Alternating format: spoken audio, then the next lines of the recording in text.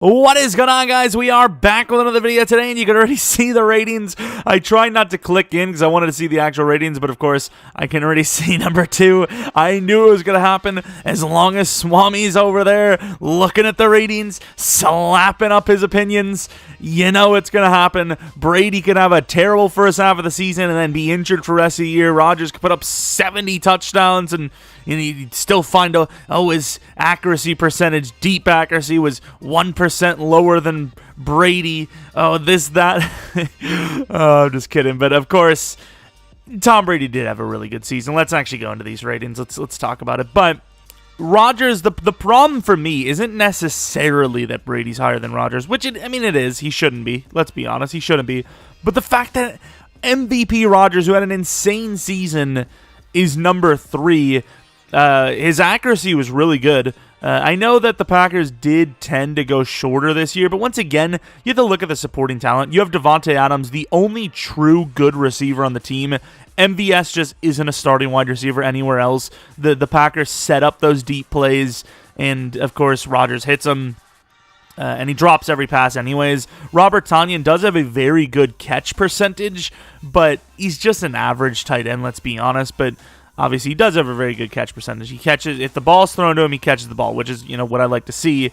No one else on the receiving group is even worth talking about. Aaron Jones, his numbers don't even really support that he's that great of a receiving back, if we're going to be 100% honest with you. The talent of Tom Brady's team, offensively and defensively, is just, I wouldn't say miles better than the Packers, but the O-line's obviously better, especially after this, this last offseason. The receivers are miles better. That's the offense. The whole offense is miles better.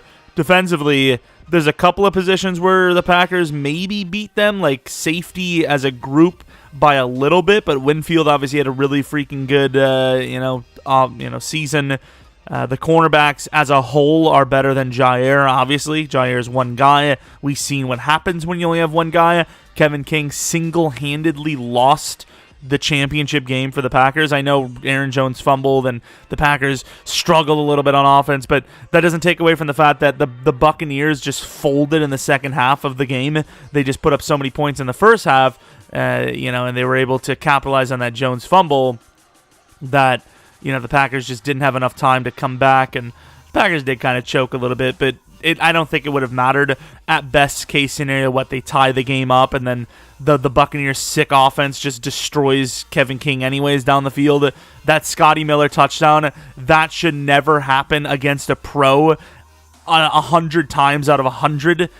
Let's be honest. The only reason why the Buccaneers won against the Packers was because of Kevin King. Simply put, the only reason why the Packers brought him back is because he was a decently cheap deal. And when he is healthy, which he was, he had a lingering injury, which I'm not saying he's a great corner, but if he's fully healthy, I don't know if all those plays happen.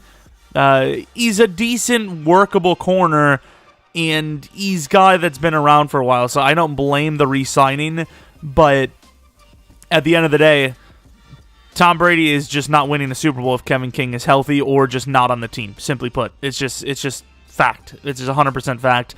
And I do not know why Rodgers is lower than Brady. Like I said, the only real difference the only real downfall to Rodgers compared to Brady, in my opinion, is the fact that the Packers kind of went shorter this year. That's really it. The accuracy numbers are all there for Rodgers. The adjusted numbers are all there. As far as poor, bad throws comparatively, Brady had a lot more. Maybe he took a little more shots. So once again, like I said, with the shorter offense of the Green Bay Packers this year. But overall, Rodgers just played better than Tom Brady. It's just simply put. Rodgers 98 overall, Brady 97. That should be the rating, simply put. Russell Wilson, really good start to the season, did kind of fall off. Lamar Jackson, passing, accuracy, passing in general was a little questionable at times. Deshaun Watson probably should be higher. Josh Allen, that's pretty rough, an 88 overall. Dak Prescott is an 87, I think is fair. Tannehill, very, very solid game manager type guy. I think he can play better than a game manager, but he doesn't need to. 87 overall, I think is fair. Matt Ryan at 85. probably 86, 87. It's hard to tell because a lot of the numbers they have are garbage numbers, and they don't really lead, or he doesn't, not that it's necessarily his fault. The defense does kind of suck, and they had some injuries, but he doesn't necessarily lead the team to wins. He just leads the team to stats. And, yeah, obviously Mahomes at number 1, there's not much to talk about. Obviously deserves it. I knew it was going to be exactly like this. I thought maybe there was a chance that him and, Brady and Rodgers would have been tied, but yikes, that's pretty bad. Of course, I don't know if we have we might actually have the full ratings. We'll check in a second. But there's also equipment stuff. We'll take a look at that. So, fan requested additions, mouthpieces. Well, I mean, that literally was that not last year? Sure. Yeah, I was about to say, there it is. All the primary and secondary team colors will be supported, and blah, blah, blah. Another fan favorite feature coming is, sock height customization. Oh my God! Including all striped socks. This means no matter how an NFL player likes to wear his socks, or how you, the gamer, wants to customize socks, all sock types will be in the game. When's if I like to cut the middle toes out of my socks? Are you gonna support that? Maybe my middle toe likes to breathe. Could you imagine? We also have new color variations of arm tape. Oh, that's kind of cool. And are offering both short and long variations for different styles of the tape length. New smoked and dark Oakley visor variations have been Is that like not something they already had? I don't know. New face masks and all that. So you got a bunch of new face masks, which is sick.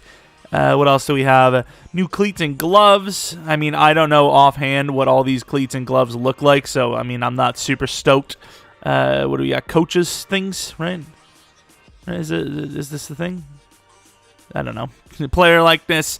We know that player likeness is... Yeah, they were really freaking, obviously can't really blame them for last year. A lot of people were crying. They don't look like each other. It's like, yeah, I mean, they're not going to get COVID and die so they can look like themselves in Madden. Relax yourselves. But, of course, they're going to add more faces and all that. There's my favorite little girl. I mean, Trevor Lawrence, obviously. I'm joking.